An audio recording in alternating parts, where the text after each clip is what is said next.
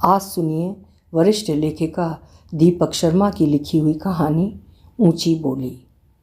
दीपक शर्मा जी हिंदी साहित्य की वो रचनाकार हैं जिनकी कहानियों में कोई भी विषय अछूता नहीं रहा है। उन्होंने लगभग हर विषय पे, हर रस पर कहानी लिखी है। प्रस्तुत है कहानी मेरी जुबानी। मैं हूँ सीमा सिंह। समाचारों में माँ को उनकी हत्या लाई थी। कारण दो थे।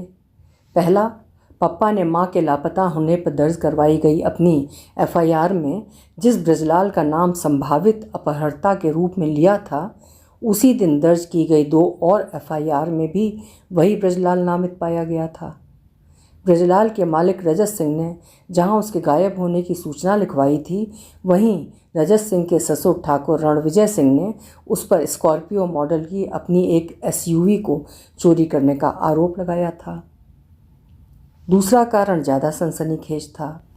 माँ का शव 2 टुकड़ों में मिला था और वो भी अलग अलग स्थान और समय पर। धड़ पहले हाथ लगा था पप्पा की एफआईआर के 20वें दिन, हमारे कस्बापुर से 6 किलोमीटर दूर पड़ने वाले एक ताल में, निर्वस्त्र, पूरी तरह फूला हुआ, 2 मुँहे छुरों से क्षत विक्षत, सिर उसके भी 1.5 माह बाद ढूंढ निकाला था। उसी ताल से 12 किलोमीटर आगे, आधा ज़मीन दोज और आधा झाड़ियों में फंसा। चेहरे का मांस जगह जगह से नुचा हुआ, आँखों की जगह गड्ढे, बाल नदारद, केवल दांत बचे थे। और जैसे ही डीएनए एवं पोस्टमार्टम रिपोर्टों ने स्थापित किया था कि वो धड़ और वो सिर मेरी माँ के ही थे, और पुलिस ने माँ की हत्या के विवरण तथा ठाकुर रणविजय सिंह की एसयूवी समेत रजत सिंह के ड्राइवर ब्रजलाल के गायब होने की बात सार्वजनिक की थी, देश के लगभग सभी समाचार सूत्रों ने अपने अपने अनुमान जनता के सामने रख दिए थे।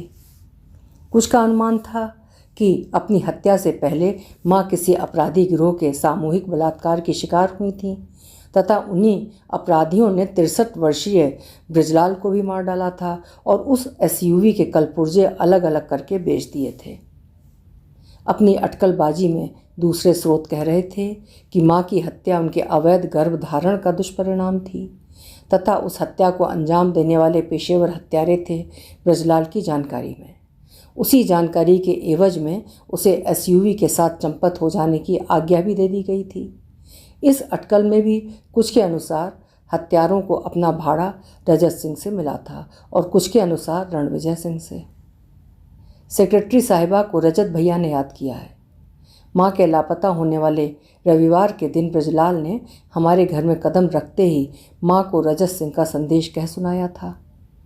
ठाकुर साहब अपने एक आदमी का केस लाए हैं, उसकी फाइल तैयार करनी है। रजत सिंह पेशे से वकील था और उसके दफ्तर में सभी जन माँ को उसके निर्देशानुसार सेक्रेटरी साहिबा ही पुकारते थे। मैं कपड़े बदल आऊँ? उस समय माँ अल्लम गल्लम एक गाउन पहने थीं और बाल भी तान खींच कर क्लिपों में बांधे हुए थीं ताकि उनके सीधे बाल छल्लेदार कुंडल नुमा बनकर घूमकर घुंघराले बन सकें। हाँ, मगर जल्दी आइएगा, ठाकुर साहब जल्दी में हैं, उन्हें फिर आज ही राजधानी वाले अपने बंगले पर लौटना है। रणविजय सिंह प्रदेश की राजधानी के सबसे बढ़िया क्षेत्र के एक आलीशान बंगले में सपरिवार रहता था, मगर जब भी बेटी दामाद के पास इधर कस्बापुर आता तो रात गुजारने के लिए अपने गांव के फार्म हाउस, जो कस्बापुर से 32 किलोमीटर की दूरी पर स्थित उसकी पुश्तैनी ज़मीन पर बना था, वहाँ जाता था। मैं जल्दी ही तैयार हो जाऊंगी, माँ ने कहा था, तब तक तुम बाहर अपनी मोटर में बैठो। ठीक है, मैं उधर गाड़ी में बैठता हूँ। माँ नहीं चाहती थी ब्रजलाल पप्पा या दादी के पास बैठे या उनसे कोई बात ही करे और उनके कौतूहली प्रश्नों को वो जाने या समझे या जवाब ही देने का प्रयास करे। वो रणविजय सिंह के ही गांव से था और उसने अपनी ड्राइवरी उसी के एम्बेसडर से सन 1971 में शुरू की थी। अगले 27 वर्ष उसने वहीं गुजारे थे, जब तक कि सन 1998 में रणविजय सिंह ने बेटी को दहेज स्वरूप दी गई टाटा इंडिका का ड्राइवर उसे नहीं बना दिया था। बेशक गांव से और रणविजय सिंह से उसका नाता अब भी बराबर बना हुआ था और उसकी हर नई गाड़ी की टेस्ट ड्राइव अब भी उसी के सुपुर्द थी। मैं साथ चलूं? अपने उस 13वें वर्ष में मोटर गाड़ी देखने और उसमें बैठने का मुझे बहुत शौक़ था, साथ ही उसके मॉडल, गियर और ब्रेक की जानकारी लेने का भी। अभी 2 साल पहले तक मुझे मोटर गाड़ी के किसी भी मॉडल को सीखने समझने का मौका कभी नहीं मिला था। पापा के पास तब एक स्कूटी थी जिस पर वो माँ को पीछे बिठाकर उस निजी डायग्नोस्टिक सेंटर पर जाया करते थे जहाँ वो टेक्नीशियन थे और माँ एक रिसेप्शनिस्ट।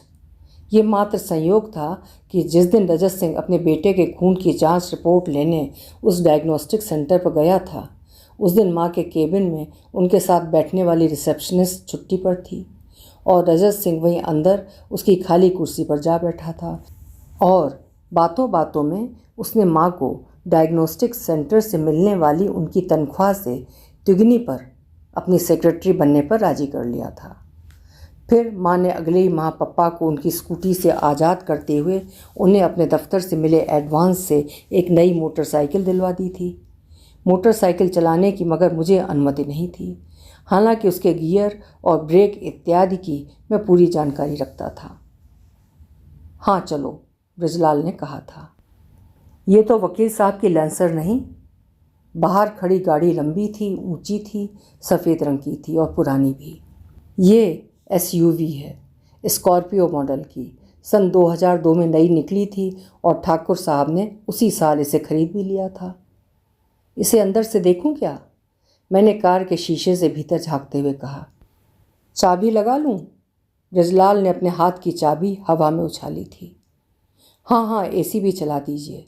मोटर गाड़ी के अंदर के रेडियो और AC मेरे लिए अजूबों से कम नहीं रहते थे। इसमें AC कहाँ? ब्रजलाल मुस्कुराया था। क्यों नहीं? ड्राइवर की सीट में बगल वाली सीट पर बैठते ही मैंने गाड़ी में नज़र घुमाई थी। पीछे की सीट में 3 लोग बैठ सकते थे और उसके पीछे वाली में 2-2 आमने सामने। AC इसलिए नहीं क्योंकि वो ख़राब हो गया था। ब्रजलाल हंस पड़ा था। मगर इसमें तो कई जन बैठ जाएं। हाँ, ये 7 सीटर SUV है, मतलब स्पोर्ट यूटिलिटी व्हीकल। तुम तो जानते होगे स्पोर्ट किसे कहते हैं। रजत सिंह की नौकरी हाथ में लेते ही माँ ने मुझे उसी अंग्रेजी स्कूल में दाखिला दिलवा दिया था जहाँ रजत सिंह के 14 वर्षीय जुड़वा बेटे पढ़ते थे। हालांकि उस नए स्कूल में अपनी कमज़ोर अंग्रेजी के कारण मुझे 2 जमात नीचे जाना पड़ा था, 6ठी जमात से 4थी जमात में। मगर 2 वर्ष वहाँ पढ़ते रहने के बाद भी अंग्रेज़ी मेरी अभी भी बढ़िया नहीं हुई थी। मैं स्पोर्ट और स्पोर्ट्स का अंतर नहीं जानता था और गलत बोर्ड पढ़ा था। हाँ, मैं जानता हूँ, स्पोर्ट खेल कूद को कहा जाता है। खेल कूद को नहीं, खाली खेल को। खेल भी तुम्हारे बल्ले गेंद वाला नहीं, खेल वो जो मन बहलाए, जैसे शिकार, सैर सपाटा या फिर खाली घुमक्कड़ी।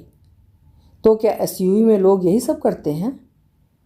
जब तक ये स्कॉर्पियो नई रही थी, ठाकुर साहब ये सब भी उसमें करते रहे थे, मगर अब तो ये केवल नौकर चाकर और सामान ढोने के लिए ही इस्तेमाल की जाती है। माँ को नौकर चाकर के वर्ग की मानते हैं? मैं आहत हुआ था। सच पूछते हो तो वो रजत भैया की भी खास इज्जत नहीं करते। इज्जत करते थे उनके पिता लखन सिंह की। रजत भैया तो बस नाम के वकील हैं। वो थे नामी वकील। पैदा जरूर गरीब किसान परिवार में हुए थे, मगर अपनी वकालत की पढ़ाई ऐसी ज़बरदस्त की कि यश और धन दोनों उनकी झोली में आन गिरे। उनकी साख ही ठाकुर साहब को सन 1996 में उनके पास लाई थी, ज़मीन जायदाद के बरसों पुराने एक मुकदमे के जरिए। और बड़े वकील बाबू ने उनका केस ऐसा संवारा कि 2 ही साल के अंदर कचहरी से फैसला उनके पक्ष में ला जुटाया था। ठाकुर साहब को करोड़ों का फ़ायदा हुआ। ऐसे में ठाकुर साहब ने उनकी फ़ीस के साथ अपनी 5वीं बेटी का हाथ भी रजत भैया को सौंप दिया था। सोचते रहे होंगे कि वो भी अपने पिता की तरह जिस भी मुकदमे को हाथ में लेंगे, जीत ही जीत हासिल करेंगे। तो क्या वो अपने केस जीत नहीं पाते? मुझे गहरा धक्का लगा था। बड़े मुकदमे अब उनके पास आते ही कहाँ हैं। 2.5 साल पहले उनके पिता जो चल बसे तो रजत भैया उनका काम संभाल ही नहीं पाए। फिर भी उन्हीं की लिहाजदारी में उनके पुराने मुवक्किलों ने पहले के दिए हुए वे पुराने मुकदमे अब भी रजत भैया से वापस नहीं लिए हैं। बस उनके साथ बड़े वकील लगा दिए हैं जो रजत भैया को मुकदमे की तारीख लगने पर अपने साथ कचहरी में बुला लिया करते हैं। और माँ तो कहा करती हैं कि वकील साहब को अपने पुराने केस तैयार करने के लिए उधर फार्म हाउस पर जाना पड़ता है। माँ को रजत सिंह महीने में 1-2 बार तो रणविजय सिंह के फार्म हाउस पर जरूर ले जाया करता था। फार्म हाउस की चाबी उसी के पास रहती थी। यूं ही ऐसा ही बोल रही होंगी, वरना उधर कौन नहीं जानता कि रजत भैया वहाँ काम के वास्ते नहीं जाते, मौज के वास्ते जाते हैं। तभी ब्रजलाल का मोबाइल बज उठा था। ठाकुर साहब का फ़ोन है, तुम जाओ और सेक्रेटरी साहिबा को फ़ौरन इधर गाड़ी पर भेज दो। भेजता हूँ। मैं एसयूवी से नीचे उतर लिया था। उतर आए अपने चेहरे के साथ। अंदर माँ अपने कमरे में लगभग तैयार खड़ी थी। अपनी टमाटरी साड़ी से मेल खा रहे अपने होंठ एवं गाल तथा काले ब्लाउज से भी ज़्यादा काले अपनी आँखों के काजल एवं बालों के घूंघर संपूर्णतया तप्त एवं तीते बनाकर। आज फिर रात में देर कर दोगी? अंदर उमड़ आए अपने क्रोध को बांधने में मुझे कड़ा प्रयास करना पड़ रहा था। परिवार में एक मैं ही था जो माँ से अब भी सवाल जवाब कर सकता था, वरना पप्पा और दादी को अब वो 2 बात बोलने तक का मौका नहीं देती थी। देर नहीं करूँगी तो क्या ये सब बना रहेगा? परफ्यूम गर्दन में छिड़कती हुई वो बोली थी। ये फ्लैट, ये फर्नीचर, ये टीवी, ये फ्रिज, तुम्हारा वो नया स्कूल।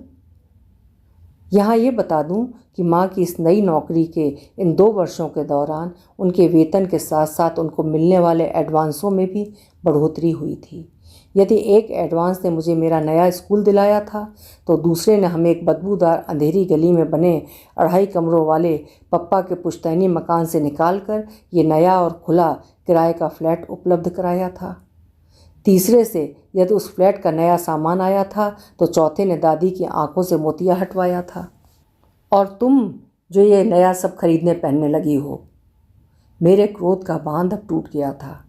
ज़्यादा खाने खर्चने लगी हो, उसका क्या? जानती हूँ। माँ थोड़ी झेप गई थी। मूल से ज़्यादा अपनी बोली लगवा रही हूँ, मगर जब मौका मिला है तो क्यों थोड़े में गुजारा करूँ? ज़्यादा क्यों ना चाहूँ? कुछ भी लेकर कैसे बहल जाऊँ जब मुझे सब कुछ चाहिए? और अगर ससुर ने और भी ऊंची बोली लगा दी? अपने फार्म हाउस पर आज तुम्हें वहाँ ले जाना चाहा? मैं चिल्लाया था। ये कैसी बोली बोल रहा है तू? अपने दाएं कंधे पर अपने नए हैंडबैग के दोनों पट्टे टिका रहे उनके हाथ बुरी तरह कांपने लगे थे। मेरी पीठ पीछे बोली गई ये बोली किसकी है? ब्रजलाल की, पप्पा की या तेरी दादी की? मैं अपनी बोली बोल रहा हूँ। गुस्सा मेरे गले तक आ गया था, क्योंकि मुझ में हौसला है, हिम्मत है। पप्पा की तरह नहीं जो तुम्हारी दिलाई गई मोटरसाइकिल से चुप रहना सीख लिए हैं, या फिर दादी की तरह नहीं जो उस रद्दी वकील के पैसों से खरीदी गई अपनी नई आंखों से हर देखी को अनदेखी कर जाती हैं। मुझ में हौसला है, मेरे पास हिम्मत है। और तुम ये भी जान लो, कल ही मैं सरकारी अपने उसी पुराने रियायती स्कूल में जाना शुरू कर दूंगा। अब मैं वहीं पढ़ूंगा, तुम्हारी खैरात वाले इस नए स्कूल में नहीं। मतलब?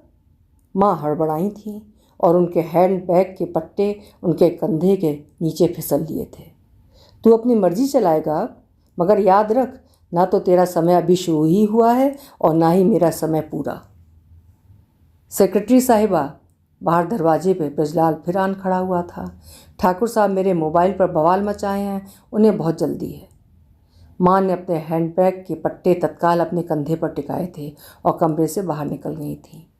उस एसयूवी में सवार होने जो रजत सिंह के दफ्तर की ओर नहीं बल्कि रणविजय सिंह के फार्म हाउस की ओर मुड़ जाने वाली थी, जिसे बीच रास्ते रुक जाना था परिचित अपरिचित उन हत्यारों को उस 7 सीटर में जगह देने के लिए जो माँ के 2 टुकड़े कर देने वाले थे। इसे आप आदर्श वाक्य समझें या फिर भरत वाक्य, मगर अंत में मैं इतना ज़रूर बताना चाहता हूँ कि माँ के शव की पहचान के बाद जब माँ के मृत्यु कर्मकांड आयोजित किए गए थे तो दादी अपने सिर पर 72 मारकर खूब रोई थी। पगली समझती थी, ऊपर से वो 2 सिर लिखवा कर लाई थी। एक कोई अलग भी कर देगा तो भी वो बची रहेगी। और पप्पा फपक कर बोल उठे थे। उसकी सूरत उसे ले डूबी और मैं ठिठक गया था। उस एक पल के लिए माँ मेरे सामने आकर आन खड़ी हुई थी। अपनी सुडौल काया, चिकनी त्वचा, ऊंचे माथे, हिरणी जैसी बड़ी बड़ी आँखें, नुकीली नाक, छोटी ठुड्डी तथा संकुचित जबड़ों के साथ। तो क्या पप्पा सही कह रहे थे? माँ की सूरत ही रजत सिंह को उनके पास लाई थी, जिसने उनकी ऊंची बोली लगाकर माँ के अंदर ज़्यादा की ललक पैदा की थी। उन्हें थोड़े से दूर ले जाकर सब कुछ पा लेने की ख्वाहिश दी थी। और दो सहायक नदियों की भांति पप्पा और दादी भी माँ के साथ उस खुले सागर की ओर बढ़ लिए थे। अभी आप सुन रहे थे वरिष्ठ कथाकार दीपक शर्मा जी की लिखी हुई एक कहानी ऊंची बोली। माँ के चाल चलन को किशोर होते हुए पुत्र ने कितनी बारीकी से देखा और समझा और अपने भावों को इस कहानी द्वारा व्यक्त किया। उम्मीद है कहानी आपको अच्छी लगी होगी। कल फिर मिलेंगे। आपका समय शुभ हो।